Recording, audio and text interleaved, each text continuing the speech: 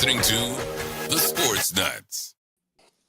Hey, welcome to the Sportz Nutz. Yes, this is actually, in theory, episode 142. However, it's actually 141 dash B because yesterday we had our interview with Michael Lasciero from Hawaii Sports Radio Network. Had an absolute blast with him yesterday. But guys, we have a jam-packed show for you. Pinsman, good to see you, man, as always. Brian, good to see you as well, man. Guys, I am absolutely ecstatic about tonight's episode. We're talking a whole bunch. Look, tonight we actually were supposed to have Vince Papali. However, he did have to reschedule. He will be on, though, September the 9th. Before we give the rundown, though, my man's sitting next to me. Shane, what's going on, man? Oh man, nothing. Had to shave. Just a little. I had to shave all this to work reasoning, but it's been a good day. I got that out of the way. Did a little bit of cleaning up around here. I went to the store, so man, it's been productive. Nice cool afternoon here. About 73 degrees normally. About normal from about 3 o'clock to about 6 now. So I'm loving it. Absolutely. And as you can see, football is back. Yes, it is back. For those who don't know, you're living under a rock. Football absolutely starts this week officially, because week 0 people don't count it as real, but it is real in my eyes, obviously.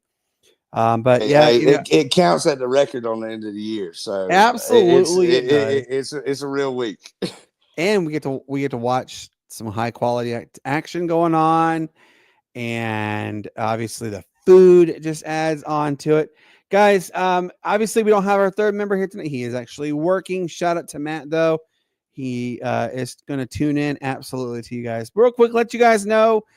We are on TigerNation.live or 95.5 KFCE in Terrell, Texas. If you could give them a shout out, greatly appreciate them, and tune into them because they have some fantastic work there. But remember, we're also on Facebook, Twitter, TikTok, Instagram. I think I said Twitter. Yeah. And YouTube. We're also on Spotify. We are on Apple Podcast, iHeartRadio, Podbean, and Amazon for all your listening needs. Guys, we're going to talk about the Atlanta Dream. They have set a record for the most wins ever by the team. We'll talk a little bit more about them in just a few minutes. University of Hawaii, they have won. They got their first win ever against Stanford and the first ever win against a perennial powerhouse conference. First win against an ACC opponent. We'll talk a little bit more about that one. Yep, you got to look. You got to do those. ACC. Yeah, because they're not really the ACC. Terry McLaren, he has ended his holdout, receives a big, massive contract. Does this put the Commanders solely in the driver's seat to make another run at the NFC? We'll talk a little bit about that one as well. Tommy Fleetwood, finally, after 164 attempts, gets his first PGA championship win. We'll talk a little bit about that because actually it was pretty surprising what he did. Could there be more dark horses out there that are not named Scotty Scheffler? We'll talk a little bit about that. Shane has a sports story that he is going to share with us. We cannot wait. And then Shane's also going to discuss the newest series, which starts tomorrow. It is Money Lines with the Sportz Nutz. We have our usual honorable mentions. And guys, this is going to be a jam-packed episode indeed. Real quick, want to let you guys know the upcoming schedule. Tomorrow, Money Lines, which is the 27th. It starts at the ripe old time of 7:30 p.m. Eastern. It's going to be a lot of fun. Friday, the 29th, we were slated to have the Augusta Pro Hockey team. However, that has been rescheduled because all of the owners are actually going to come on September the 23rd. Really excited about having them on. As you guys know, we had the New Mexico franchise with the Greensboro Gargoyles on recently, and then we're getting blessed with the Augusta hockey team. Tuesday the 2nd, by the way, Ralph Williams of RW Media is going to join the show.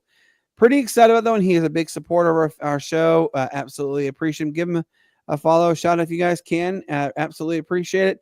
And then, as you guys know, Wednesday, September 3rd, another episode of Money Lines. Dun, dun, dun, dun. And then Friday, September the 5th, Morehead City Marlins, the Collegiate Summer Baseball League, is going to join us. Can't wait for that one.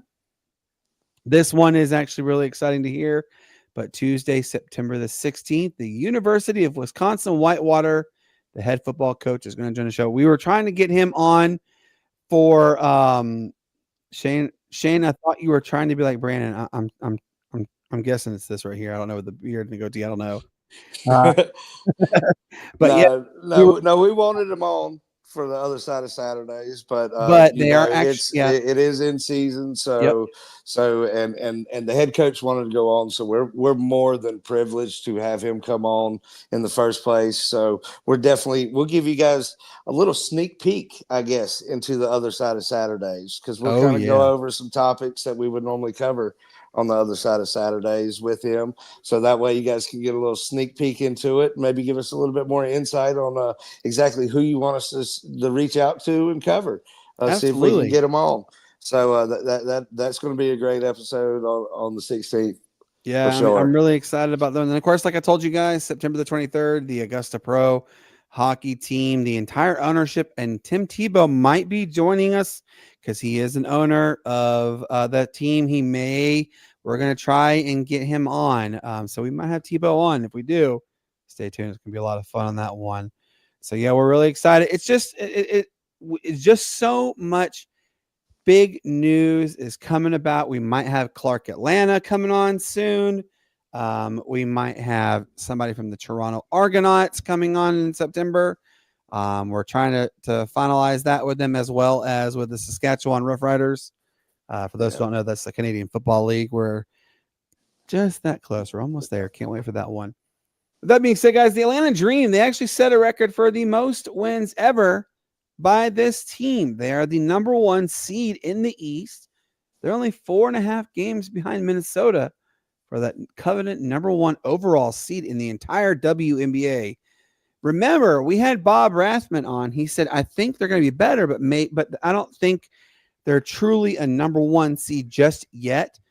However, they are currently a number 1 seed in the East. They could, you know, by all intents and purposes, they could end up being the number 1 team overall in the entire WNBA postseason. We'll stay for that one. But could this team, Shane, could they make the WNBA finals and actually finally win it? For those who don't know, before Shane gets on there, the WNBA, when the Dream started, for 3 years in a row, they went to the WNBA finals, and all 3 years they were swept. They haven't been back to there in a long time, but this team is poised and ready to roll. But what do you think, Shane? Do you think they could make the WNBA finals and maybe even win it? Well, the thing about the WNBA this year, especially from what I've seen, is the West is just that much better of a conference right now. If you look at the power rankings, I believe 7 of the top 10, if not more, were West teams. All that being said, Atlanta, you know, there's not many teams still in the WNBA, and Atlanta has to play a couple of those West teams here, you know, within the next couple of games. One of them being Las Vegas tomorrow. Yep. Which Las Vegas, in their own right, they're in a hunt. They won 10 straight, by the way. Yeah, they're in the hunt for locking down the number 2 seed in the West. They've already clinched the playoff spot. So, you know, with those, you know, and then they go play Dallas, who Paige Beckers is just going off right now. Kind of what we saw Caitlin Clark do last year towards the end of the season. You know, very reminiscent of what she did last year. And so you've got those 2 games. If they win against the Aces, this basically will, you know, it's their 25th win of the season at that point. Which, as Brandon mentioned, they've already got the franchise record, you know, but 25 wins on their schedule is not an easy task to do for any team in the East. But, you know, if they do this, they're basically going to clinch a playoff spot, possibly the number 1 seed in the East at that point. So, you know, I think it can go up from here for Atlanta. They're playing great team basketball.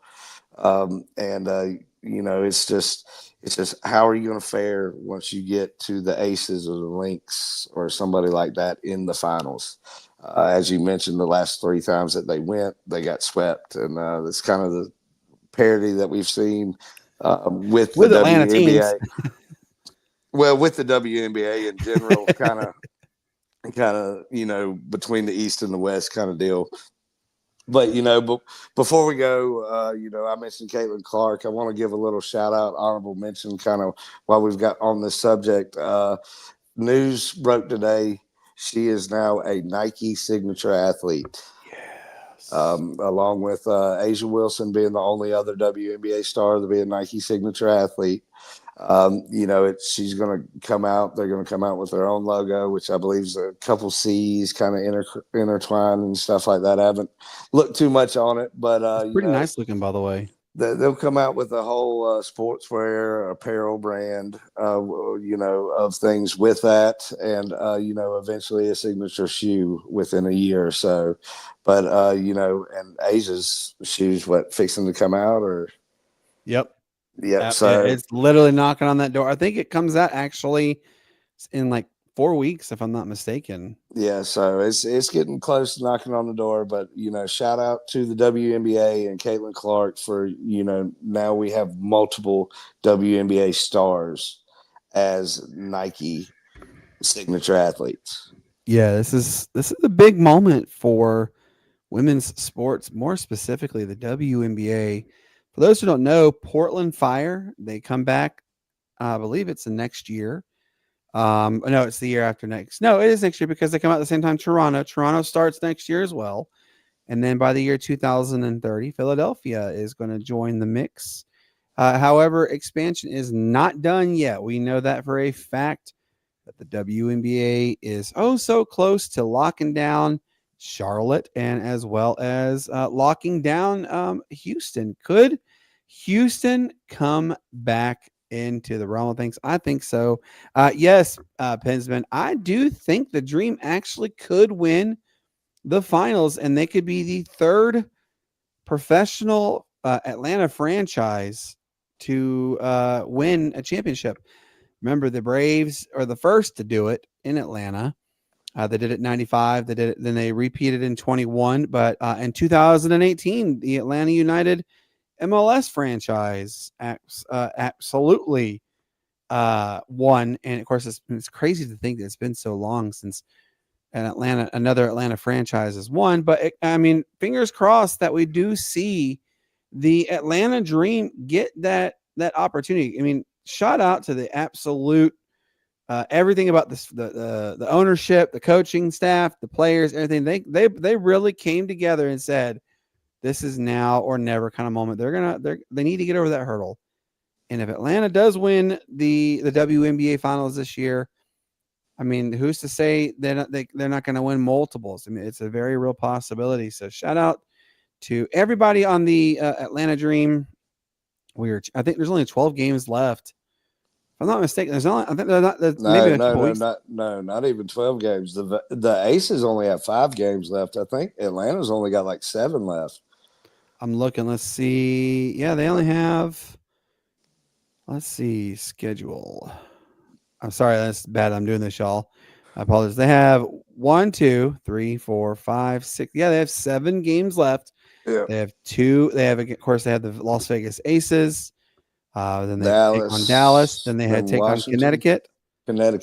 They take the 3 out of the final 5 matchups are against the Connecticut Sun, and of course 2 are against the Los Angeles Sparks. Yeah, but only one. They've only got one, which is tomorrow night. That is against a actual playoff contending team right now. So that bodes great going in. Maybe get a little bit of more rest in for a couple starters that you may need deep in the playoff run. Absolutely, and theoretically, they could win over 30 games, which would be a fantastic mark for them. Absolutely excited. For the WNBA. Proud of them, absolutely. All right, so let's go to the next topic, guys. University of Hawaii. Yes, they're in the news for so many good things that have happened. They got their first win of the season. Of course, it was week 0. It is the first game, but they got their first opening win opening weekend game win in 5 years against a formidable opponent. It was actually against Stanford, their first win ever against Stanford in the football program, and their first ever win against a Power 4 team in conference, to say, in the ACC, because Stanford, even though they are listed as an ACC opponent, it's weird to say that they're even in the ACC, but Hawaii got that win. And by the way, shout out to the kicker. I'm so honored that my school got mentioned. The kicker learned to kick by watching YouTube videos. He learned to speak English by YouTube as well. He actually went to JUCO and then was able to work his way up to the University of Hawaii, and he has ice water running through his veins. Nailed that field goal like it was, like he had done it a million times before. But they have another tough challenge coming up. They have a Big 12 opponent this Saturday. It is a nationally televised game. It's the second one nationally televised. It'll be on TNT at 10:30 p.m. Eastern, which will put it also at 2:30. Wait, no, 4:30 Hawaii time. So it will be on there. Remember, they're 6 hours behind us until daylight saving time. Then they go to 5. But they're playing Arizona. Now, look, Arizona is no walk in the park. However, Arizona's kind of been on a little bit of a downward spiral as of late. But Shane, do you think Hawaii could actually start the season 2-0? Well, I'm just going to say, it didn't look like it was going to be much of a game there in the first part of that first quarter, about the first 10 minutes. But eventually Hawaii kind of got their legs back under them. And, other than one fourth quarter drive for Stanford in the fourth quarter, Hawaii didn't give up much on defense. So that was very promising to see, especially going against a Big 12 opponent this week in Arizona, who, normally loves to spread the ball out. And, Big 12 is the conference of points. We all know that. That's why. And if you don't, you're living under a rock. That's why Oklahoma and Texas left, and that was the last little bit of defense that they had in that conference. But it's going to be a true test, especially going to Arizona and playing. So I will tell you this, but I can say they've got a 7.5 point spread. So yeah, we'll go ahead and tie money lines in a little bit, get a little bit of talk into this, but it's 17.5 point spread right now. And the over under is at 52.5. Very easily with what I saw from Hawaii's defense this week. They will definitely cover that spread. Very easily. I think late you might see, maybe a garbage time, last 3-minute touchdown, or a field goal or something like that. They'll put Arizona up by maybe 10 at the most. That's kind of the game that I'm seeing right now. And, of course, as we mentioned,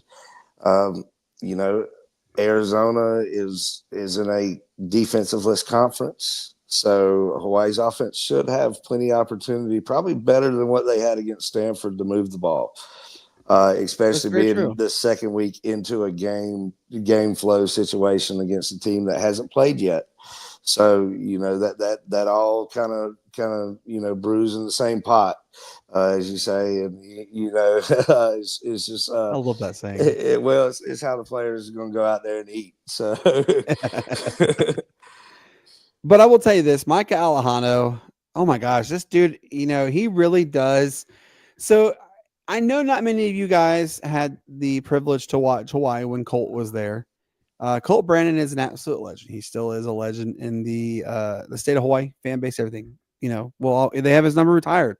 Number 15 is retired in the University of Hawaii. But Micah Alejano is the most complete run and shoot style quarterback they've had since my good friend Bryant Moniz played there in 11. And look, Mo is a great guy. Absolutely. I love him and everything he does. But, if you had to describe one word for Micah Alejano for last week's game, I'm going to say he's gritty. He really is. The dude had a hip drop tackle done on his ankle. He had a severe sprain He did not practice today. However, he is listed as, even though he is listed as questionable, it is most likely he is going to play. Micah Alejado is very gritty, determined. He is a hard-nosed player. And if it comes, so when the line came out before the injury, it was a 14.5-point spread, and now it's a 17.5-point because of his injury. I think Hawaii could absolutely pull this. I think it'd be a 3-point win because Arizona doesn't exactly have a high-ranking defense. It has to be close, but I think that as we mentioned, Stanford as an ACC team, I think that they are a bottom tier. ACC. They are the bottom tier of the ACC this year as well. So you've also got to kind of take that into account. With that, it's kind of Stanford might be the old Vandy of the SEC.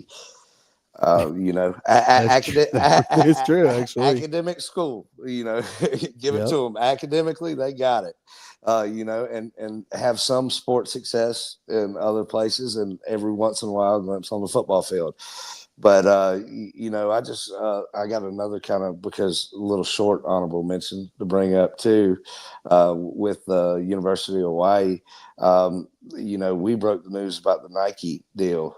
Well, yeah, but we can take credit for it because we all came together and created the platform and put it together and put it all in the works, and we put it out there for everybody to see. But the news just came down today that Nike and South Carolina have agreed to a 10-year apparel deal, which would tie in with the WNBA because the women's basketball program was the main focus of the deals that they were putting out, and which now South Carolina will have exclusive rights to Asia Wilson's shoes in the Gamecock colors.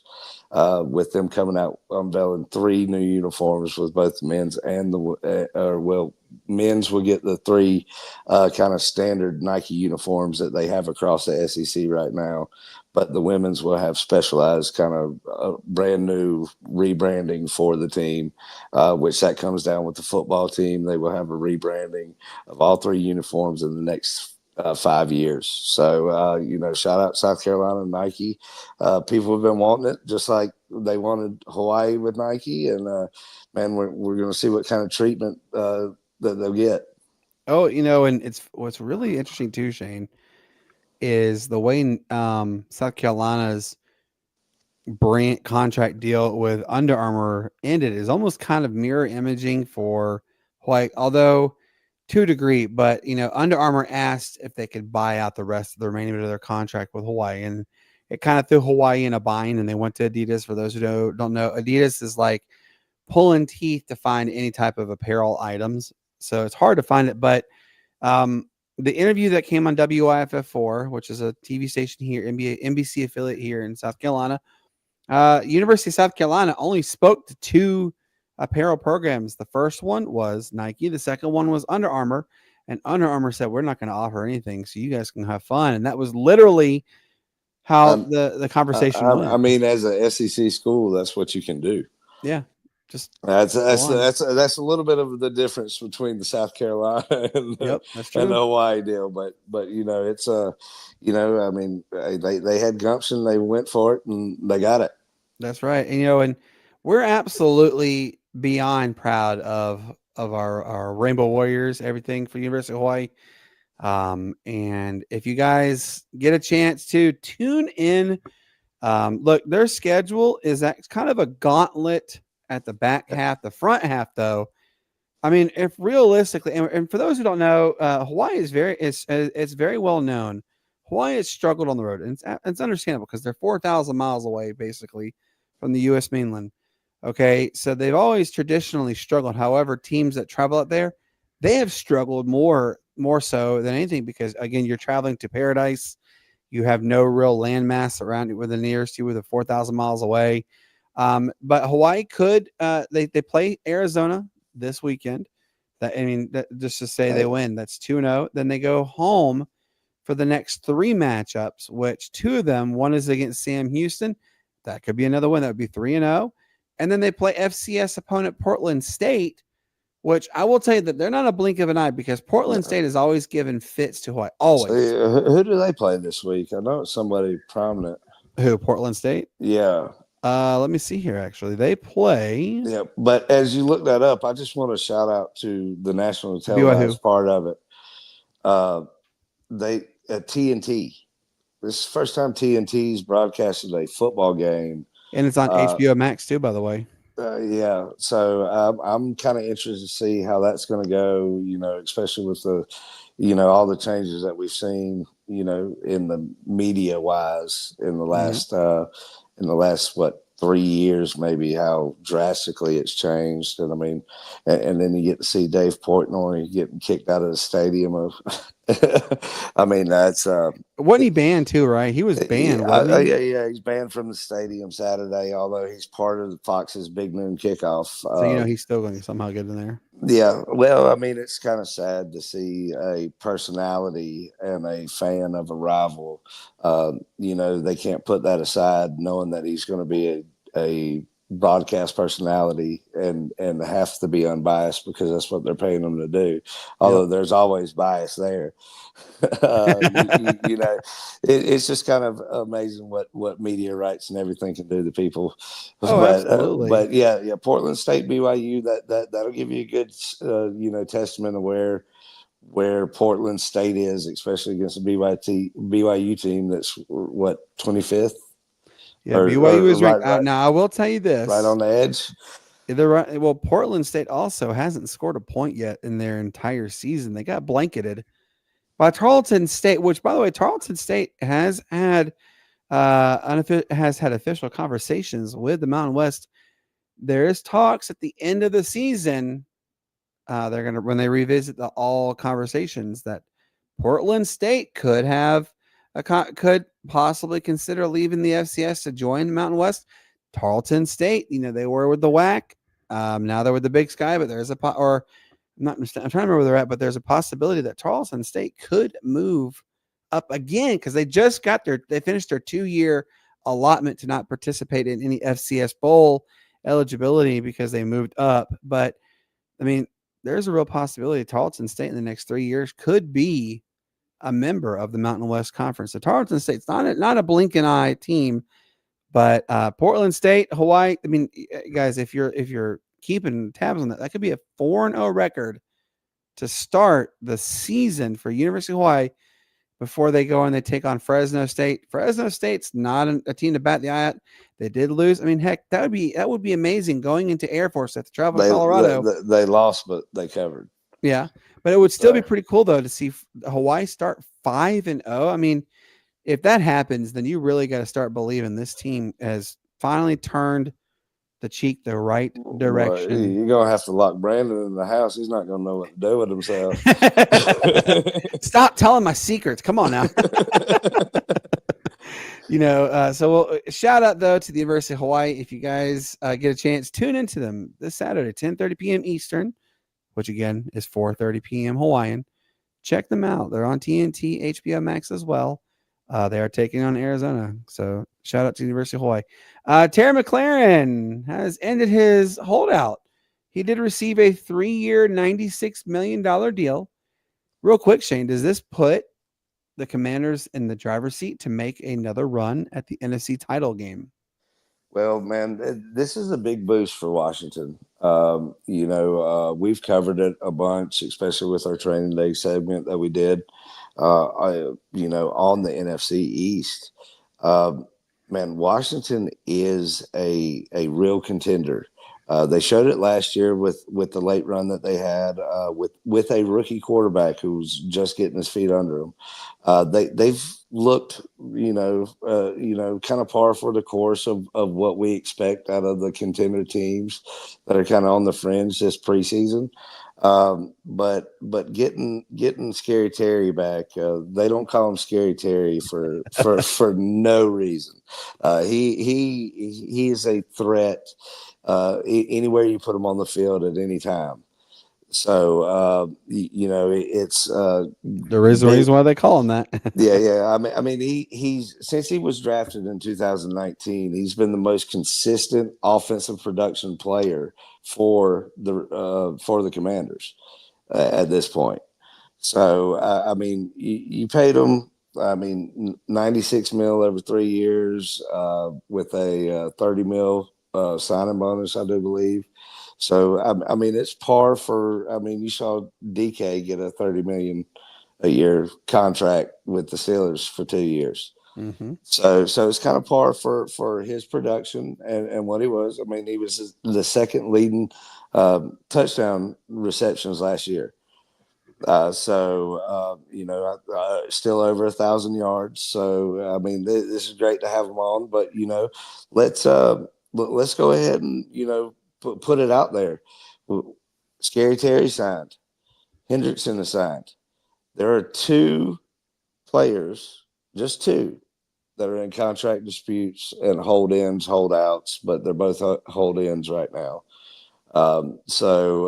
We've still got Micah Parsons out there, which you still see jabs going back and forth big time between him and Jones. But the one that surprised me that I really didn't, that I haven't paid attention to because we've had two big names being out there, is Cameron Hayward. You're right. He's in a hold in right now. He wants to just restructure his deal. He doesn't want a new contract. He wants to restructure it somehow. So, for the sake of Cameron Hayward, longtime veteran, great player, love to see that done before the end of the season. And, Washington really had to kind of hold out and see what they could really do. And all with their draft class and all, because they really had to stay hard on the salary cap and the money that they can potentially give out there, because we got to remember they signed Tunsil, Lattimore, Debo. Those are big contracts that you've got to try to fulfill, and with all those being older, just like they were scared of Terry's age at 31. You got to kind of condense those contracts, so it makes it kind of harder, but they got it done, so it's going to be great to see. Oh yeah, absolutely. Before this signing happened, I was very wishy-washy. I know that there's real things that are called the sophomore slump, and we also know what Dan Quinn has done. He will start out like hot, like Red October, and then he quickly falls off. He's very good at doing that. However, I think having this signing solidified, I will go ahead and say I think that Washington is legit going to give Philly a run for its money. I really could see this happening. Let's just say for bleeps and giggles, come down to the final few games that Washington and Philly have to play each other. That could be the battle for who wins the division, and who also could get the number one seed in the NFC. I mean, the NFC is so wide open, it's ridiculous. Our good friend Ralph just said Steelers need to trade Haywood and get what you can. Let Cam get his Super Bowl. Will not get a Super Bowl with the Steelers. Ooh, that's some pretty prominent words. What do you think about that one, Shane? I mean, that's kind of like some fighting words, right? Well, it's all something that we're going to see unfold in the next couple of weeks. So I'm excited about it because I think that A-Rod might have a couple bullets left in that AR-12 arm of his. So that's I'm interested to see, especially getting everybody out there and see how the first couple of weeks go, and then we can really start talking about But as far as trading Cam Hayward, man, that's like kind of getting rid of your Franco Harris of the day kind of deal. Cam Hayward, I mean, he is a great defender. I absolutely agree. What 12, 13 years with Pittsburgh? It's crazy. And I think that how long did his dad play? Do you remember? I Ralph, don't can you know. let us know how long his dad played for the Steelers? I sure as heck can't remember. But It's been I a mean, long time. it was a long time, but he's kind of one of those staples there. And with all the change over in the NFL, you'd love to see the Steelers as an organization that is known for tradition and kind of keeping everything what it is. With Mike Tomlin, I'd love to see him and Mike Tomlin walk out the door together, kind of deal. Yep. Right. Or I mean, heck, even right off in the sunset. And Yeah, that's everybody. That's every player's dream is yeah. to ride off into the sunset, hoisting that trophy. I mean, that's just And give or they take. could, and they could. All you got to do is make the wild card. All right. So Ralph just said it was 14 years with the Steelers. That's a long time. Which, by the way, we gotta give a shout out to Braden Fajoko, very big family friend of mine. As you guys know, we had Sam Fajoko, Linda, and Billy. Billy used to be Billy the Warrior, which was the mascot for the University of Hawaii. And actually, little side note: Whitley, Braden, Sam, and VJ, which are all their boys, they all were a part of the University of Hawaii's mascot unofficially because they played on the drums. So shout out to them, and also give a shout out to TJ Watt. He does watch the show. Shout out to him. Absolutely. All right. So Shane, this next one's going to come to you. I'm actually really excited about this. Tommy Fleetwood, 164 tries.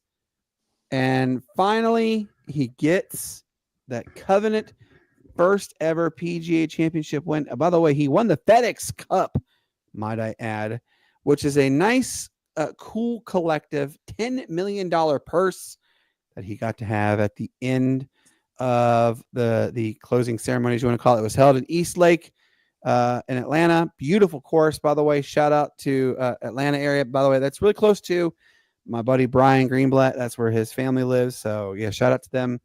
But, let me ask you this, Shane. Who is the next dark horse in the PGA that is not named Scotty Scheffler that could finally get that covenant next win? Well, first off, let's go ahead and give praise to Tommy Fleetwood on his first win on the PGA Tour. He's won a couple of European Tour events, as I kind of highlighted in a story that I had a couple episodes ago. As I highlighted in there, had 30 top 5 finishes before he won his first one, and man, Brandon, we were just talking before we came on about the lottery. How would you feel if you played the lottery only 164 times and then won a $10 million prize? Oh, you best darn believe I'd be happier than a kid on Christmas morning. Come on now. So I mean that's it's great. He played great, and in that last round, especially against probably one of the most insufferable golfers on the PGA Tour, and Patrick Cantlay. Yep. Just his pace of play, it would kill me. I'm used to like going out to a redneck Riviera type course, with the sixer and having a good time with some buddies. And it's a ready golf. Ready golf. You get up, you look. Okay, this yardage, yeah, this club. Although we're going to shank it, we're just going to go up there and hit it. Rounds don't take too long. So, man, it's great to see Tommy Fleetwood. But as far as other golfers, as you mentioned, Bhakti Thagala is going to win one soon. He's kind of the next big lefty on the scene. I grew up watching Phil, idolizing him because he was just a big, tall lefty that kind of came out there, swung the club freely. Yeah. And did that. He's kind of the next coming of the Phil type. Not as great around the greens as Phil by far. But one of the good lefties out there still. But he's good. But with what we've seen this year or this past year through the FedEx Cup and everything, man, there were a lot of players that you didn't really, a lot of big names that didn't make the final couple rounds in the FedEx Cup, because we've seen kind of the parity between the great golfers and the average golfers kind of grow tighter and tighter. I don't know, be it, the professionalism that we see in the lower levels of golf now, and the actual semi-pro system that you have to work up through Q school and all that kind of good stuff to earn your card. But man, we had a bunch of different winners this year. Besides Scotty, he won a bunch and was up there. But hey, that's the beautiful thing about golf. You can go out there and you can shoot a 90 one day and shoot a 50 for the next. yeah. You can go out there the next and do that. I mean, it's beautiful. Yep. I'm so. First off, I gotta say, I'm kind of bummed that the real competitive versions of, because there's still going to be golf up until January of next year, but the real the real thick of it, the meaty competitions are kind of over with now. It's just no. Now I feel like it's the kind of the meatier ones are gone. Now we have one of the best golf events that comes around every 4 years or every 2 years. Yeah, the Ryder Cup coming up at the end of September. Yep. And it's being played over in England. So imagine this, waking up on a late September 26th morning. Nice 45 degrees outside. You put a pot of coffee on at 7:00, turn it to ESPN, and there's the Ryder Cup and all of its excitement. And guess what? Between 9 a.m. and 12 p.m., you're flipping back and forth between golf and game day. That's right. Oh man, and then golf goes off around 2.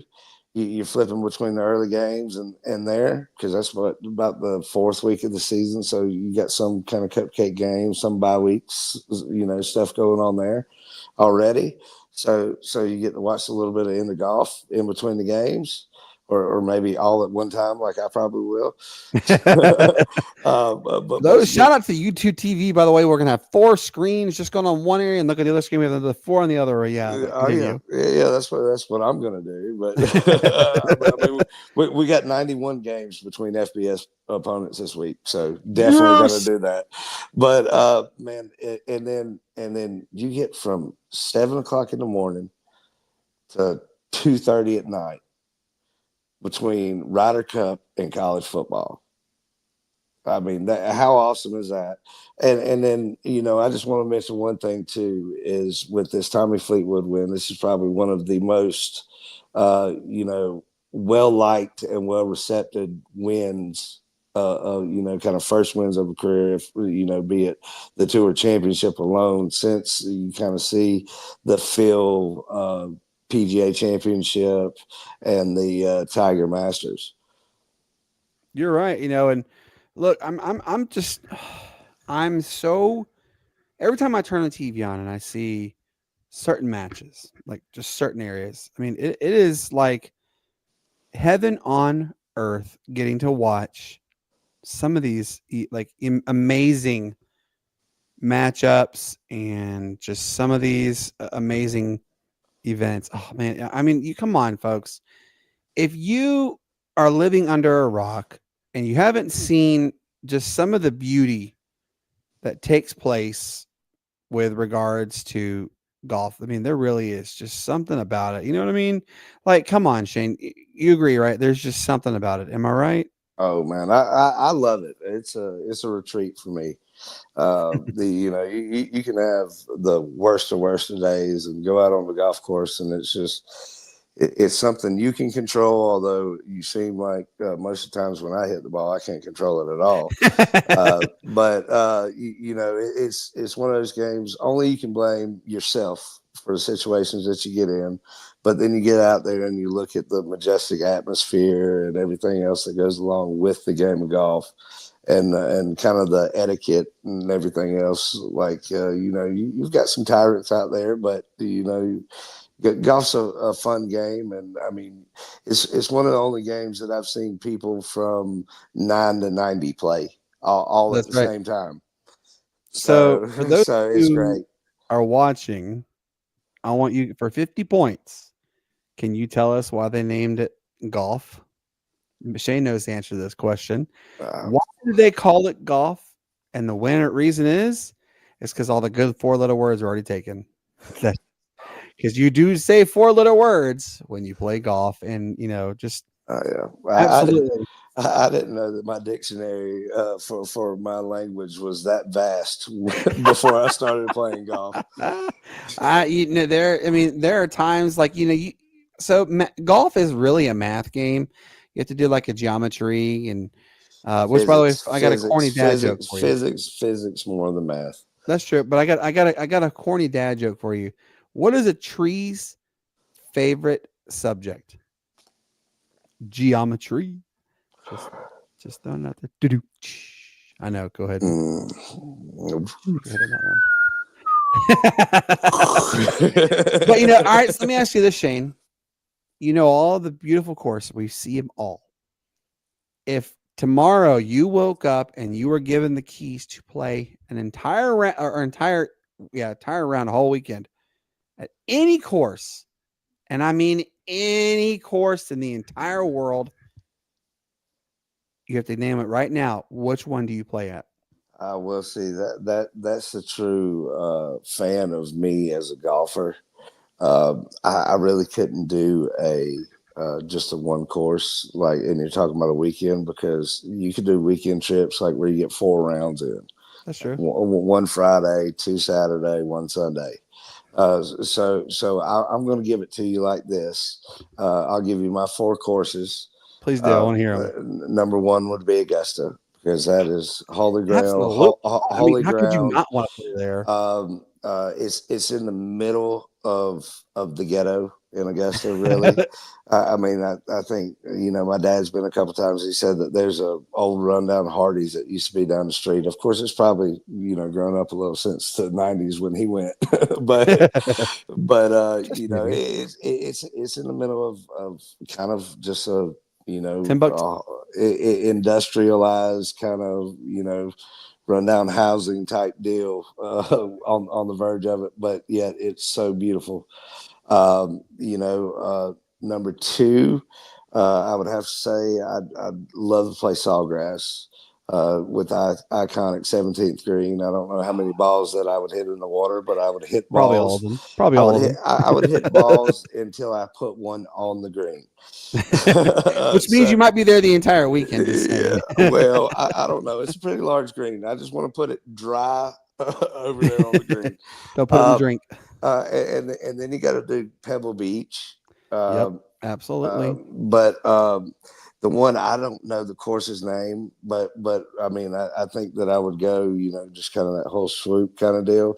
Go Georgia, Florida, California, and then go ahead and make my way out to Hawaii, where they play the Sony Open. Yep, Sony Open. Oh, man.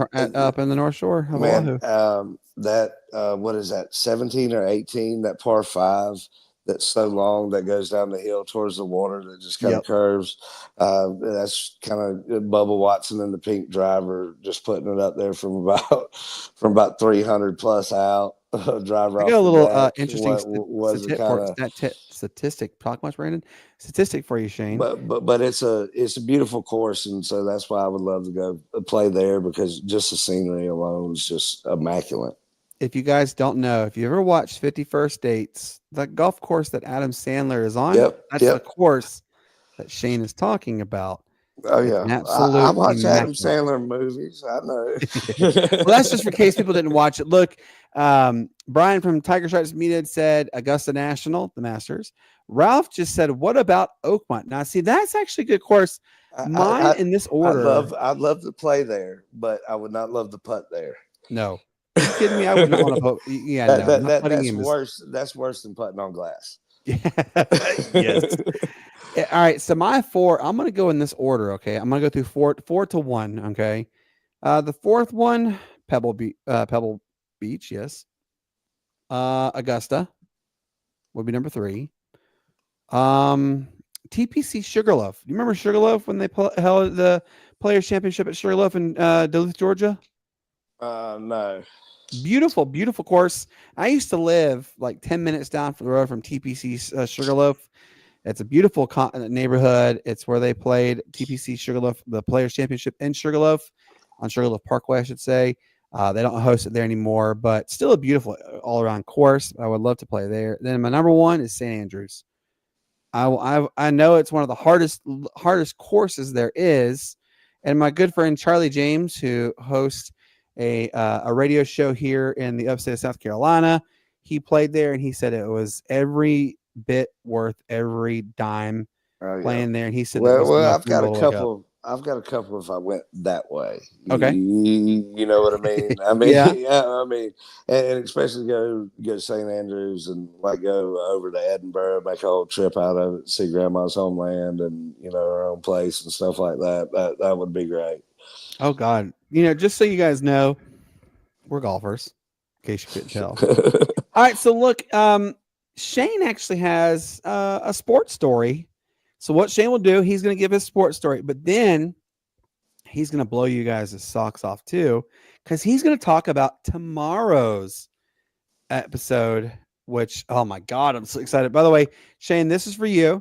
He would play at Augusta National, Pebble Beach, Muirfield Village, and TPC Sawgrass. Yeah, Merrifield's a nice course as well. Hey, bucket list. All right, Shane, let everybody know what your sports story is. And then after you say, oh, and we got to also mention money lines, then you're good to go. Oh yeah, we'll go into it. I'm ready. Let's go. Let's go down that rabbit hole, please. Oh yeah. Well, my sports story, man, the playoffs are fixing to start in NASCAR. We had the Daytona, the Coke Zero 400 at Daytona was this past weekend. Man, great race. Ryan Blaney ended up winning the race. He came from 13th, coming to the line with 2 laps to go, and won the race. By full, I guess, third of a car at least. But man, it was a great race. Probably the most exciting last 5 laps that we've seen at Daytona since probably about 2015, 16. With the cars that they had back then. So, maybe NASCAR's on the right track of getting something right with these guys being able to drive on these super speedways. And, as a fan, that's what we hope to see. But, the field is set at 16. Just because there's 16 drivers in the playoff doesn't mean that there won't be 40 on the track. So whereas in other sports you only have those 16 drivers left, it kind of there's a variance. If you're not in the playoffs, you can still win a race and win a big purse. So it's all kind of up for grabs. So you got these guys that are wanting to win races in the playoffs to advance to the next round, and you got these guys wanting to win sometimes their first race in the NASCAR Cup Series. Let me ask you this: how many races are in the playoffs? There's 10 races in the playoffs. You have 3 rounds of 3 races apiece. So like this week it starts at Darlington. Forget where it goes next week, and then the end of the playoffs finish up at Bristol. Okay. So that's the first round. From that 16, it goes down to 12, and so the next 3 races it goes from 12 to 8. And then from the next 3 races, it goes from 8 to 4. And then there's one race at the end of the year that those 4 drivers have a chance to win that championship. And they don't have to win the race. They just have to be the highest finisher out of the 4 drivers. Okay. I like that. So it's kind of, it's interesting. It gives a bunch of kind of false winners to true NASCAR fans like I am, because the regular season champ, if you go on old point systems and stuff like that, the regular season champs normally, about 5 to the last race could be with current, ranking of point system and stuff like that. But, a lot of these guys that have won championships in recent years since they've gone to this format haven't been the best cars per se at other tracks. They've been consistent, but not the best. And it kind of creates that false narrative of, hey, the best driver this season really didn't win the championship. But that's what we kind of look for in playoffs, and it makes it interesting in the fact that you got to try to do your best every time you go out there to do it. But it should be a great playoff race this year.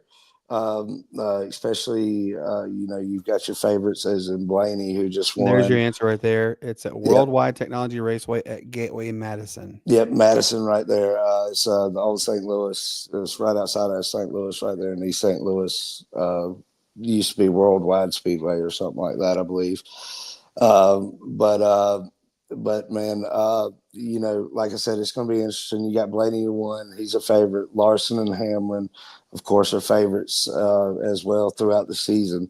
But the question is, can SVG do well enough to make it to the round with the Roval? The Roval's the road course that is on the playoff schedule. He is the road course master. Everybody bows down to him and asks, how they can actually finish within 10 seconds of this guy at a road course anymore. But he's got some playoff points accumulated because of wins, 4 wins this year on road courses. So it's going to be interesting to see. I'm ready to go. Me and a few buddies will be celebrating my birthday. Kind of post birthday celebration up there at Bristol for that last race in the round of 16. So, man, it's going to be interesting and fun. But as we say that, we're talking about hopefuls and favorites and odds and stuff like that. We'll go ahead and talk about money lines, which debuts tomorrow, 7:30 Eastern time. As you see the logo here, it's kind of a parlay style. We're going to cover, point spreads, over unders, just kind of simple that. Give you a little bit of take on why we think these things. And then we want your feedback as well on that. But we're going to highlight five games every week that we're all going to talk about and discuss. We've got some good ones leading into the week. Of course, we're going to cover number 1, number 2, Texas, Ohio State. We've got Clemson, LSU, another top 10 matchup. We've got Notre Dame, Miami, another top 10 matchup. We're going to cover TCU in North Carolina. And Brandon, I didn't tell you this earlier, but we have a North Carolina regular on the show. He's a fan of the team that's going to come on and talk a little bit about that, Mr. Is Jody. it who I think it is? Yes, Mr. it's Jody Jody. Goodwin. Yes. Let's go. He's going to talk about that one, and then we are also going to talk about the Alabama FSU game.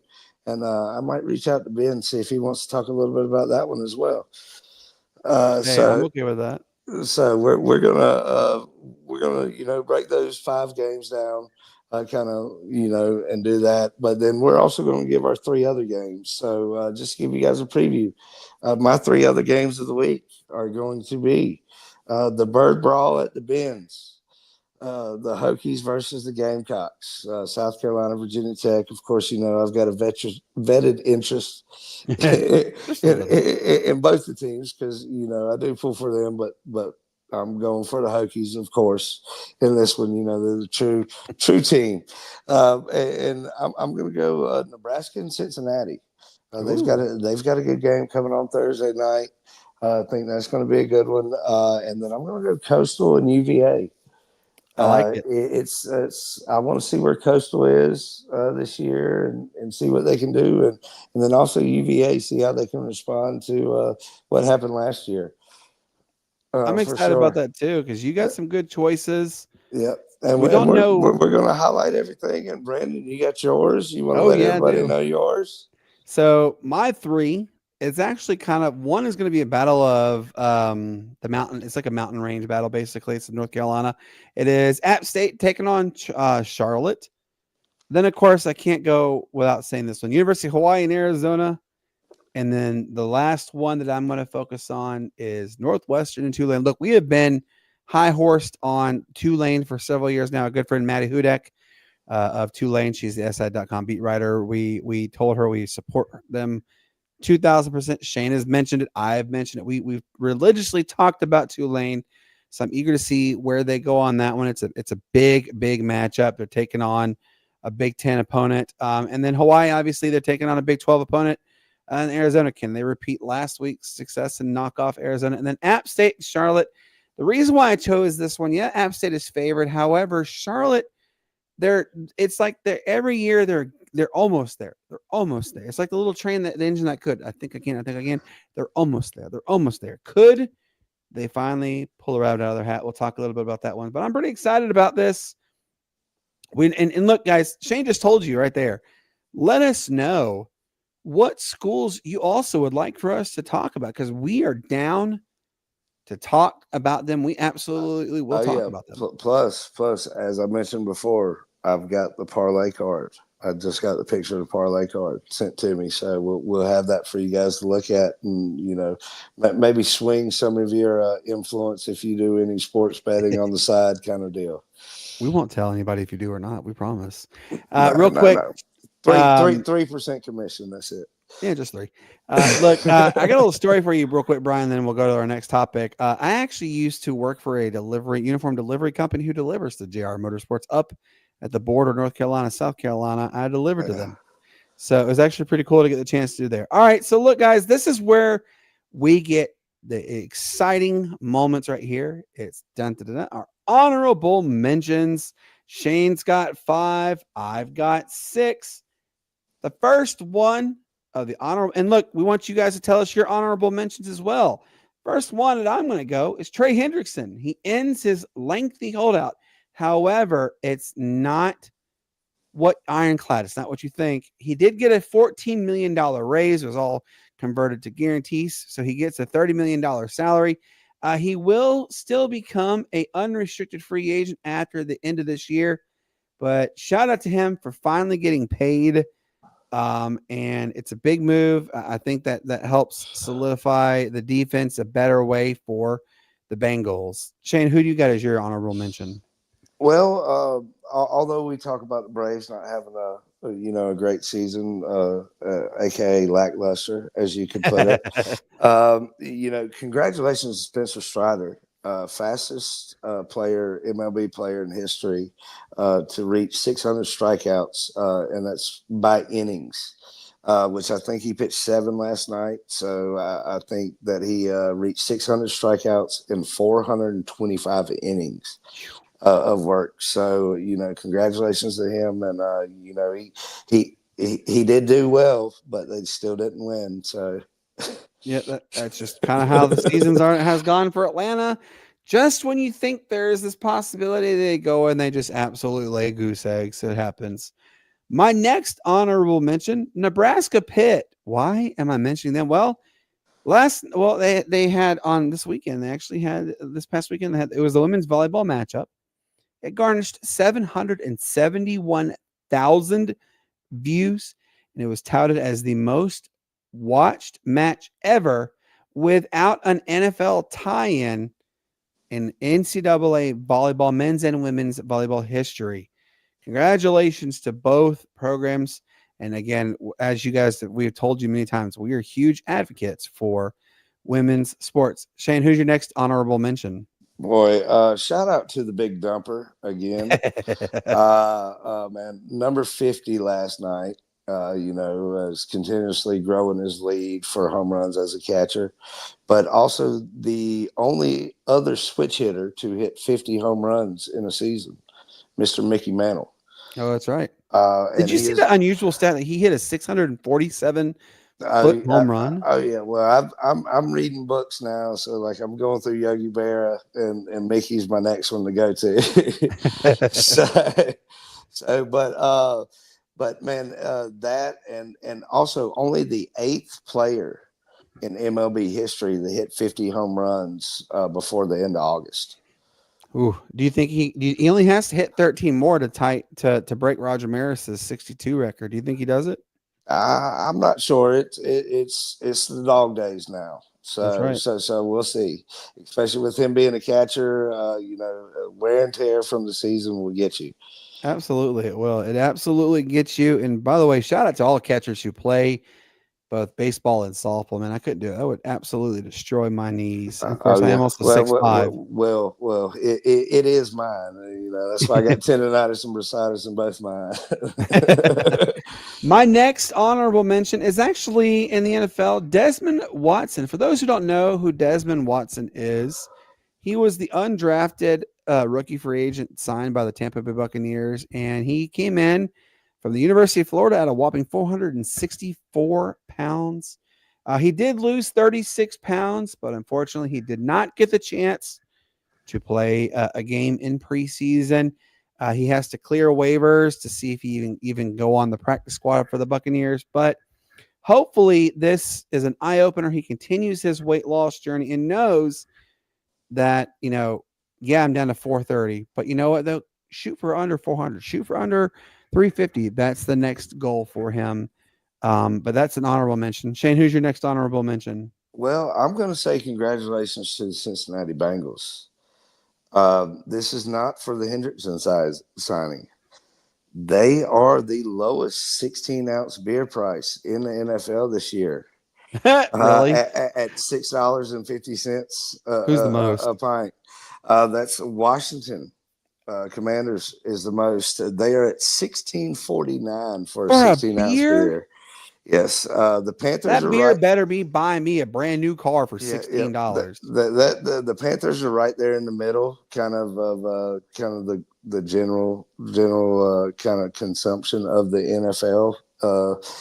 But they're right there at $10.50. But the Patriots are $8.58 a beer. But on November 2nd. At that home game, those beers are going to be $3.28 because they play the Falcons. What? We're not even going to do that. I was waiting. I was like, I know where he was going on this one. I knew you would do it. You know what? You're flagged. 15-yard penalty. Just kidding. Don't hold me to that. But I had to put that out there just for old bleeps and gigs. Yeah, love that. Real quick before the next honorable mention, shout out to Chattanooga Lookouts. Their next week is their 25-cent hot dogs. So you better get to a Lookout game because it's the last game of the last home game series for the season for the Lookouts. My next honorable mention, University of South Florida. Why? They take on Boise this Thursday night. But ladies and gentlemen, this is actually really cool. This has never been done. University of South Florida is doing a blackout. Yes, it is a sellout crowd. Raymond J. Stadium is sold out. It is a nighttime game and they're donning their first ever all black uniforms. It's the black helmet with the gold bowl. They got the early game though on ESPN. Yeah, it's really cool. Well, let me tell you about that because South Carolina did the same thing some years ago. With the blackout uniform with the early Thursday night game at the open of the season. And it didn't work out too well because I remember I was up in the stands. I remember people passing out, stuff like that because it was so darn hot. But they'll give a shout out though to them. For those who don't know, South Florida is in the middle of building their new stadium. I believe it opens next year. It's going to be amazing. They share the field with Raymond J. Stadium, which is the home of the Tampa Bay Buccaneers. It gets tore up through the year with thunderstorms and everything else like that. And it's a natural grass field, so it's a beautiful stadium. Yeah, it's beautiful. It's beautiful, but for all health purposes, they need to have their own spot. Yep, absolutely. Shane, who's your next honorable mention?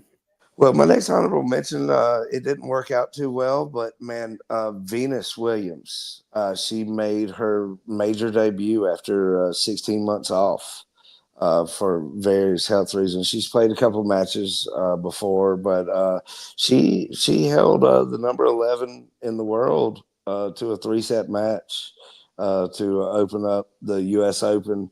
Shout out to her, everything that she's gone through, and I mean. We are talking about Venus. She's, I believe, 43? Yeah, she's in her 40s. Yeah, I think she's the second or the first player since 1981 to play in the U.S. Open over 40. Hey, So, shout out to them though, for real. The so, Williams so, sisters, they have a movie made after them. Come on. oh yeah, well, she got a standing ovation and everything after that. But man, it was great to see her back out there and actually performing well, especially against top level competition. So she's been working towards it as she documented in interviews and stuff after. It's been tireless for her. Hopefully she can go get a nice little rest, but continue back at it because from what I saw, she might not be done yet. Absolutely. My next honorable mention is Kyle Trask has been released by the Bucks. He'll get a chance elsewhere, but Shane, did he really have a legit chance ever in Tampa or no? I don't know. It's Tampa's one of those weird situations because they focus on a lot of stuff and a lot of talent around a mediocre quarterback room. That is so true. It is the Bucks after all. But if you've got a true competitor, game manager type quarterback, and you've got a great defense and you've got offensive weapons, you can go win playoff games and divisions, which has been proven. So why change the formula unless the formula changes around you? Absolutely. And so that's one thing that you got on them. absolutely. All right. What's your next honorable mention, sir? Well, I want to shout out Mr. Lee Corso, The GOAT. The GOAT, 90 years old, out there doing game day for his final one coming up on Saturday. If you guys haven't gone and watched the Lee Corso special, Herb Street cried.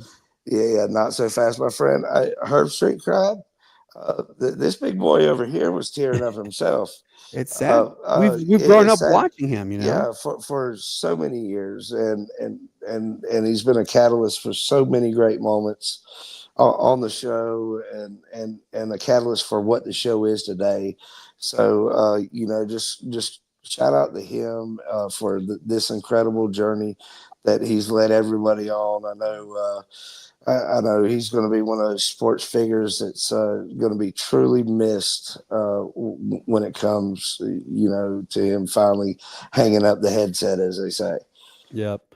After this Saturday, folks, we will never see another Lee Corso putting head. They've even come out and said they are not going to do any more head mascots after him. So it's going to be sad not to see it. I mean, of course, holding the pencil and the not so fast, my friend. It's going to be forever etched in our minds. My last honorable mention, and this one is actually really alarming. I never could imagine this lengthy losing streak that this school had, but it has happened.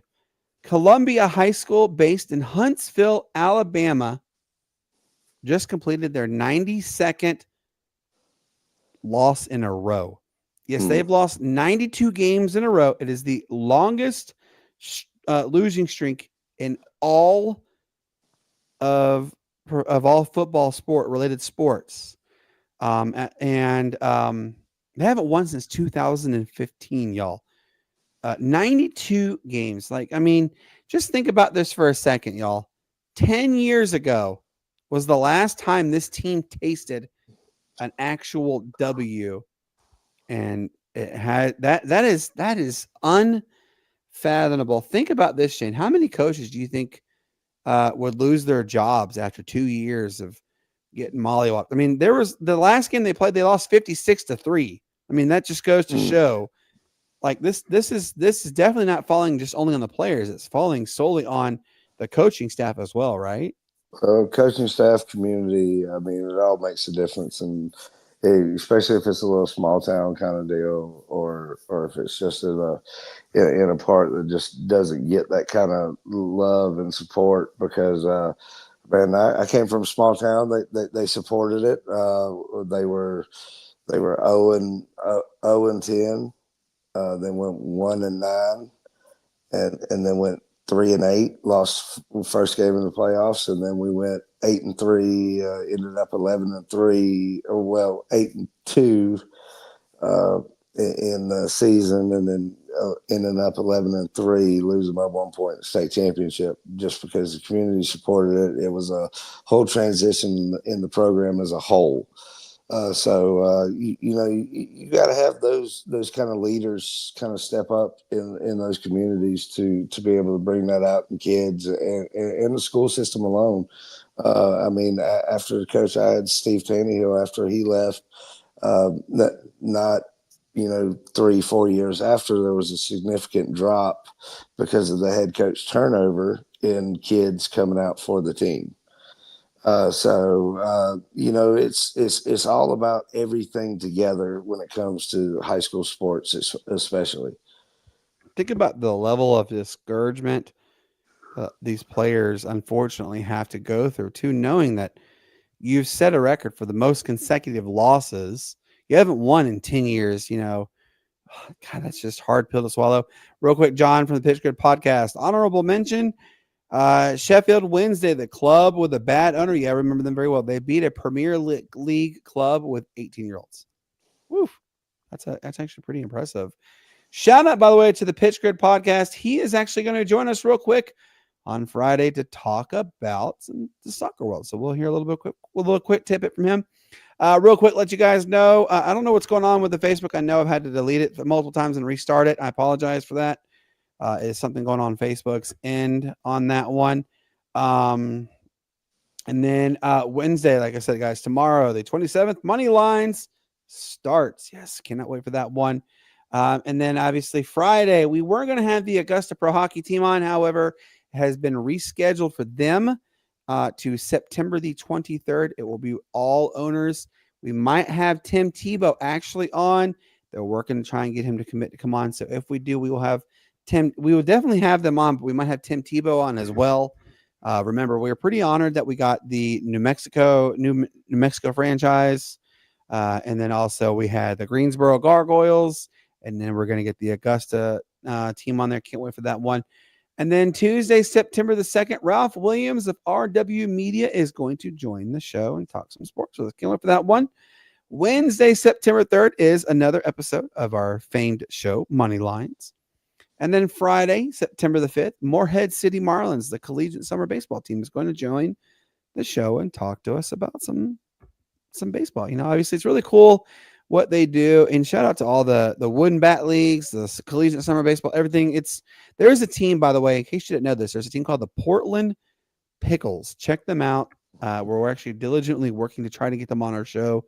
Stay tuned for that one. And then this one is actually really exciting for me. They've been waiting actually to hear from us. Was Tuesday, September the 16th. The University of Wisconsin Whitewater, the head football coach, is going to join the program and talk to us about, being a D3 perennial powerhouse. I'm actually really excited about that one. And then the guys let you know also September the 9th. Look, tonight actually was supposed to be Vince Papali, Mr. Invincible himself, but he double booked, but he has been rescheduled for next Tuesday, September the 9th. We are excited to have Vince Papali on. We are also very close, y'all, to inking in the Toronto Argonauts. We're shooting for sometime towards the end of September. I got to follow up with them. And then we're also real close to getting the Saskatchewan Rough Riders. I know we have some Canadian Football League followers. That's kind of how we're going with our next few episodes. Really excited. Guys, we've had an absolute fantastic, fun episode. Thank you to everybody who tuned in. We had 40 comments tonight. You guys rock. We appreciate each and every one of you. As we alluded to earlier on, Matt did not join us because he has to work. But he might not come on Tuesday, but he definitely will be here for Fridays. And he might come on for our Wednesdays too. So just stay tuned for that one. And maybe on Thursdays too. So we'll see on that one. So with that being said, for everybody who tuned in, everybody who commented, Shane, what do you have to tell everybody? Oh, well, as always, it's been a pleasure. I hope everybody stays safe. Don't get flagged, as Matt says. Do this responsible thing. But don't get the whoops. Yeah. It's been a pleasure. As always, I hope everybody enjoyed. Like, follow, subscribe, listen. Do what you want to. I'm not your boss. I love but that. may the good Lord bless you, and peace, love, and bacon grace. Peace, love, and bacon grease indeed. Look, guys, we had an absolute blast with you. We'll see you tomorrow night, 7:30 p.m. Eastern. Me and Shane, and hopefully Matt will break down money lines. As I always tell you guys, peace up. A-Town down wide. It's the greatest sports state ever was. You guys have a wonderful evening. Enjoy this outro, and we'll see you tomorrow. Good night.